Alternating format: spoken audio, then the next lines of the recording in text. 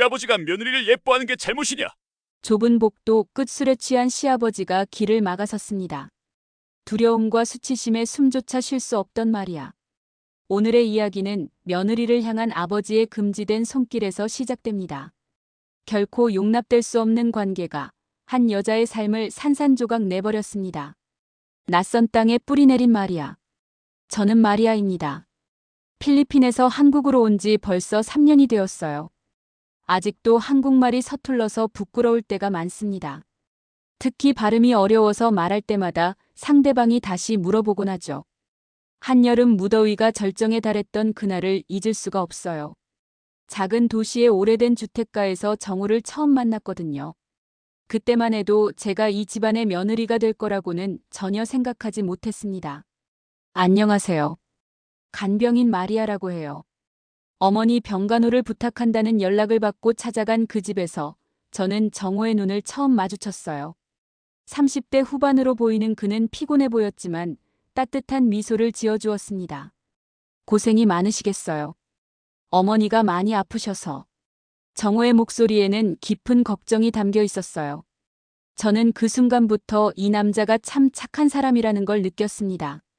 필리핀에서 간병일을 할 때도 많은 가족들을 봤지만 이렇게 진심으로 부모님을 걱정하는 아들은 흔하지 않았거든요. 걱정 마세요.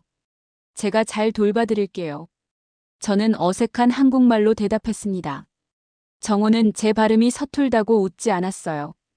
오히려 고개를 끄덕이며 고마워했죠. 그런 모습이 저에게는 큰 위로가 되었습니다.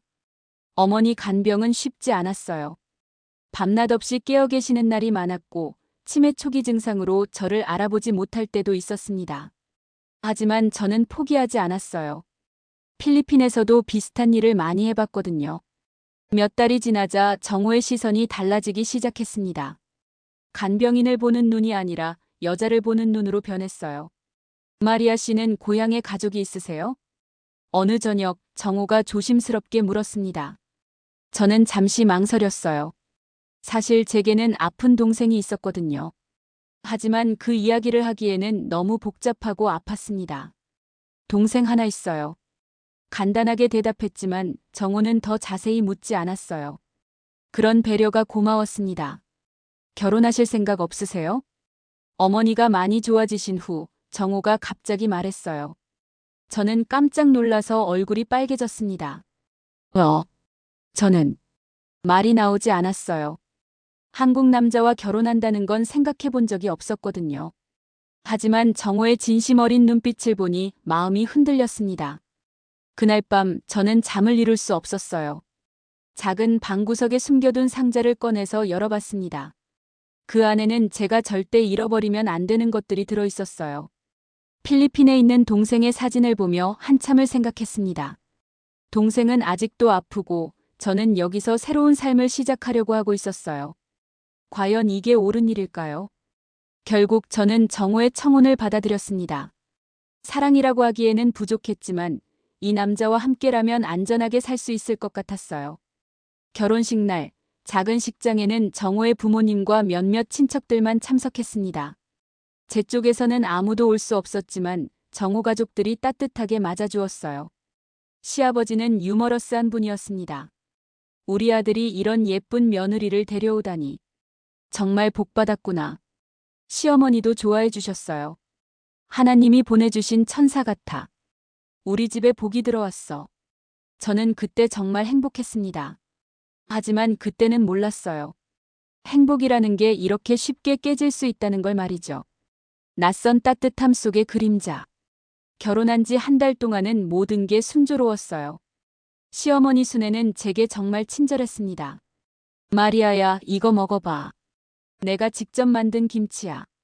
매일 아침마다 새로운 한국 음식을 가르쳐 주시며 저를 챙겨주셨어요. 저는 그런 시어머니가 고마웠습니다. 하지만 변화는 갑자기 찾아왔어요. 어느 주일 아침 순애가 교회에서 돌아온 후부터였습니다. 평소와 달리 얼굴이 심각했고 저를 보는 눈빛도 달라져 있었어요. 마리아야, 잠깐 이야기 좀 하자. 순애의 목소리에는 이전의 따뜻함이 사라져 있었습니다. 오늘 교회에서 예언자 선생님을 만났는데 선생님이 그러시는데 우리 집에 좋지 않은 기운이 들어왔다고 하시더라. 저는 무슨 말인지 이해할 수 없었어요. 외국에서 온 여자 때문에 우리 집안에 화가 올 수 있다고 하셨어. 그 순간 모든 걸 이해했습니다. 그 예언자라는 사람이 저를 가리켜 한 말이었구나. 그날 이후로 순애의 태도는 완전히 달라졌어요. 더 이상 제게 음식을 챙겨주지도 않았고 말을 걸 때도 냉정했습니다. 더 이상한 건 시아버지의 변화였어요. 시어머니와는 다른 방식으로 저를 대하기 시작했습니다. 마리아야, 반일 좀 도와줄래? 시아버지가 말했어요. 저는 기꺼이 도와드리려고 따라 나섰습니다. 그런데 일하면서 자꾸 제게 가까이 다가오는 거예요. 손 다쳤네. 내가 봐줄까? 제가 가시에 손을 살짝 다쳤을 때 시아버지가 제 손을 잡았습니다. 그런데 필요 이상으로 오래 잡고 있는 거예요. 마리아는 정말 손이 곱네. 필리핀 여자들은 다 이렇게 예뻐. 시아버지의 눈빛에서 뭔가 이상한 걸 느꼈어요. 이건 시아버지가 며느리를 보는 시선이 아니었습니다. 정호는 대기업 생산직에서 일하느라 매일 늦게 들어왔어요. 야근이 많아서 집에 있는 시간이 거의 없었습니다. 부모님은 어떠세요? 잘해주시죠? 정호가 물어볼 때마다 저는 망설였어요. 사실대로 말해야 할까요? 네, 잘해주세요. 결국 거짓말을 하고 말았습니다. 정호를 걱정시키고 싶지 않았어요. 밤마다 저는 작은 상자를 꺼내서 동생 사진을 봤어요. 한국에 와서 행복해질 줄 알았는데 왜 이렇게 외롭고 무서울까요? 이것만은 잃어버리면 안 돼. 혼잣말을 하며 상자를 다시 숨겼습니다. 그 안에 든 건 제 과거의 전부였거든요. 시아버지의 행동은 점점 더 노골적으로 변했어요. 기회만 있으면 저에게 접근했습니다. 마리아, 이거 좀 들어줄래? 무거운 물건을 옮길 때마다 저를 불렀어요. 그런데 제가 들려고 하면 일부러 제 몸에 스치듯 지나가는 거였습니다. 아, 미안. 좁아서 그래. 하지만 시아버지의 표정을 보면 전혀 미안해하지 않는다는 걸 알 수 있었어요. 순애는 종교를 핑계로 저를 더욱 압박했습니다. 마리아, 교회 나가볼 생각 없어? 예언자 선생님이 너 때문에 우리 집에 불행이 온다고 하셨거든. 저는 가톨릭이라서. 그런 거 상관없어. 하나님은 하나잖아. 하지만 저는 제 종교를 바꾸고 싶지 않았어요. 그건 제가 지킬 수 있는 몇 안 되는 것 중 하나였거든요. 어느 날 밤 화장실에서 나오다가 시아버지와 마주쳤습니다. 시아버지는 술에 취해 있었어요. 마리아야, 잠 안 와? 복도가 좁아서 지나가려면 시아버지 옆을 스쳐야 했어요. 우리 며느리 참 예쁘다. 갑자기 시아버지가 제 어깨에 손을 얹었습니다. 시아버지의 손이 제 어깨에서 천천히 내려가는 걸 느꼈어요. 저는 방으로 가겠습니다. 뭐 그렇게 급해. 시아버지랑 얘기 좀 하면 어때? 저는 더 이상 그 자리에 있을 수 없었어요. 얼른 방으로 도망치듯 들어갔습니다. 그날 밤 저는 잠을 잘 수 없었어요. 이 집에서 계속 살아도 되는 걸까요? 하지만 갈 곳이 없었습니다. 며칠 후 동네 슈퍼에서 일이 생겼어요. 술 취한 노인이 저에게 욕설을 하며 위협하고 있었습니다. 외국년이 우리나라 와서 뭐 하는 거야? 저는 무서워서 움츠러들고 있었는데 그때 정호가 나타났어요. 뭐 하시는 겁니까? 정호가 단호하게 말하며 저를 보호해 주었습니다. 그 순간 저는 정호에 대한 믿음이 더욱 깊어졌어요. 괜찮아요? 다치지 않았죠? 정호가 걱정스럽게 물었을 때 저는 가슴이 뜨거워지는 걸 느꼈습니다. 이 남자만은 정말 저를 지켜줄 거라고 믿었어요. 하지만 집에 돌아온 후 정만의 행동은 더욱 심해졌습니다. 마리아야, 혼자 다니면 위험해. 내가 같이 다녀줄까? 겉으로는 걱정하는 척했지만 그의 눈빛은 다른 의도를 담고 있었어요. 괜찮습니다. 조심할게요. 그래도 시아버지가 걱정되잖아. 우리 마리아가 다치면 어떡해. 말하면서 제 팔을 잡는 그의 손길이 점점 더 불쾌해졌습니다. 시어머니도 예언자의 말을 빌려 저를 더욱 압박했어요. 선생님이 그러는데 내가 회개하지 않으면 우리 가족 모두가 화를 당한다고 하시더라. 저는 잘못한 게 없는데요. 모든 사람은 죄인이야. 특히 너처럼 다른 나라에서 온 사람은 더욱 조심해야 해. 저는 점점 이 집에서 숨쉬기가 힘들어졌어요. 하루하루가 견디기 어려웠습니다. 어느 날 제가 외출한 사이에 큰일이 벌어졌어요. 집에 돌아왔을 때 시아버지가 제 방에서 나오는 걸 봤습니다. 아버님, 왜 제 방에? 전구 하나 나갔다고 해서 갈아주려고 했는데. 하지만 전구는 멀쩡했어요. 저는 급하게 방으로 들어가서 확인해 봤습니다. 제가 숨겨둔 작은 상자가 없어져 있었어요. 아버님, 혹시 제 상자 보셨어요? 상자? 무슨 상자? 시아버지는 모른다고 했지만 시아버지의 표정에서 거짓말이라는 걸 알 수 있었어요. 그날 밤늦게 시아버지가 제 방 앞에 나타났습니다. 마리아야, 이거 내 거지? 시아버지의 손에는 제 상자가 들려 있었어요. 제발 돌려주세요. 이 안에 뭐가 들어있는지 궁금하네. 시아버지가 상자를 열었습니다. 그 안에는 필리핀에 있는 아픈 동생의 사진과 병원비 영수증들이 들어있었어요. 그리고 제가 과거에 불법 체류를 했던 기록들도 있었습니다. 이게 뭐야? 불법 체류? 시아버지의 눈빛이 바뀌었어요. 마치 제 약점을 잡았다는 듯한 표정이었습니다. 그건 동생이 아파서 어쩔 수 없이. 법을 어긴 건 법을 어긴 거지. 시아버지가 비웃듯 말했어요. 제발 아무에게도 말하지 마세요. 그건 내 행동에 달려있지. 그 순간 저는 모든 걸 이해했습니다. 시아버지가 저를 협박하려고 한다는 걸 말이에요. 사실 저는 필리핀에서 정말 힘든 시간을 보냈어요. 동생이 심장병으로 수술이 필요했는데 돈이 없어서 어쩔 수 없이 불법으로 일할 수밖에 없었습니다. 그때의 기록들이 아직 남아 있었던 거예요. 남편한테 이거 다 들려줄까? 그러니까 날 잘 따라야지. 정만의 말에 저는 온몸이 떨렸어요. 만약 정호가 이걸 알게 되면 어떻게 될까요? 그 이후로 시아버지는 더욱 대담해졌습니다. 마리아야, 나랑 산책이나 할까? 싫습니다. 그래. 그럼 정호한테 내 비밀 얘기해도 되겠네. 저는 어쩔 수 없이 따라 나섰어요. 시아버지는 인적이 드문 곳으로 저를 데려갔습니다. 우리 마리아가 이렇게 예쁜데 왜 이렇게 차갑게 굴어? 말하면서 제 손을 잡으려고 했어요. 저는 뒤로 물러났습니다. 하지 마세요. 뭘 하지 말라는 거야? 시아버지가 며느리 예뻐하는 게 잘못이야?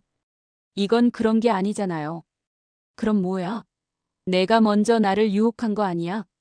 시아버지의 말에 저는 화가 났어요. 제가 언제 그런 적이 있었나요? 저는 그런 적 없어요. 그래. 그럼 정우한테 물어볼까? 내가 어떤 과거를 가진 여자인지. 저는 더 이상 참을 수 없었습니다. 이대로는 안 되겠다는 생각이 들었어요. 다음 날 저는 용기를 내서 여성센터에 전화했습니다. 도와주세요. 시아버지가 저를 괴롭혀요. 상담원은 친절하게 제 이야기를 들어주었어요. 경찰에 신고하는 게 좋겠어요.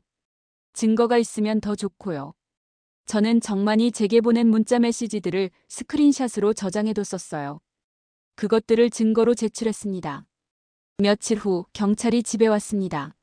시아버지는 갑작스러운 수사에 당황했어요. 이게 뭡니까? 내가 뭘 잘못했다고? 하지만 증거는 명확했습니다. 문자 메시지와 제 진술, 그리고 이웃들의 증언까지 있었어요. 내가 먼저 나를 흔들었잖아. 외국년이 우리 집에 와서 이런 일을 만들어. 마지막까지 시아버지는 저를 탓했습니다. 결국 시아버지는 체포되었어요. 경찰 조사가 끝난 후 저는 안도의 한숨을 쉬었어요. 이제 평안하게 살 수 있을 거라고 생각했습니다. 하지만 시어머니 순애의 반응은 예상과 달랐어요. 다 내 때문이야. 내가 우리 집에 오지 않았으면 이런 일이 없었을 거야. 저는 잘못한 게 없어요. 잘못한 게 없다고. 남편 아버지를 감옥에 보낸 게 잘못이 아니야. 순애는 계속해서 저를 탓했습니다. 하나님이 벌을 내리신 거야. 예언자 선생님 말이 맞았어. 저는 피해자예요. 피해자? 내가 유혹한 거 아니야? 순애의 말에 저는 절망했어요. 제가 정말 잘못한 걸까요? 더 큰 충격은 정호의 반응이었습니다. 경찰이 조사 과정에서 제 과거 기록을 공개했거든요. 불법 체류를 했었다고. 정호가 서류를 들고 물었을 때 저는 아무 말도 할 수 없었어요. 왜 말하지 않았어요? 미안해요. 말하기가 힘들어서. 결혼하기 전에 알았어야 할 일 아니에요? 정호의 목소리는 차가웠습니다. 제가 알던 따뜻한 남편이 아니었어요. 동생이 아파서 어쩔 수 없이 한 일이에요. 그래도 법을 어긴 건 사실이잖아요. 정호는 더 이상 제 편이 아니었습니다. 며칠 후 그는 충격적인 말을 했어요. 혼인 무효 소송을 하려고 해요. 정호 씨, 결혼할 때 중요한 사실을 숨겼잖아요. 이건 사기 결혼이에요. 저는 무너져 내렸습니다. 제가 믿었던 사람들이 모두 등을 돌렸어요. 법정에서 시아버지는 실형을 선고받았습니다. 하지만 정호와의 결혼도 무효가 되었어요. 이제 우리 집에서 나가세요. 시어머니가 차갑게 말했습니다. 어디로 가죠? 그건 내가 알아서 해. 이혼 판결 후 저는 작은 위자료를 받았어요. 많지는 않았지만 새로 시작하기에는 충분했습니다. 작은 원룸을 얻어서 혼자 살기 시작했어요. 처음에는 외로웠지만 오히려 자유로움을 느꼈습니다. 더 이상 누군가의 눈치를 보며 살 필요가 없었어요. 일자리를 찾기 시작했습니다. 다시 간병인으로 일하게 되었는데 이번에는 더 조심스럽게 일했어요.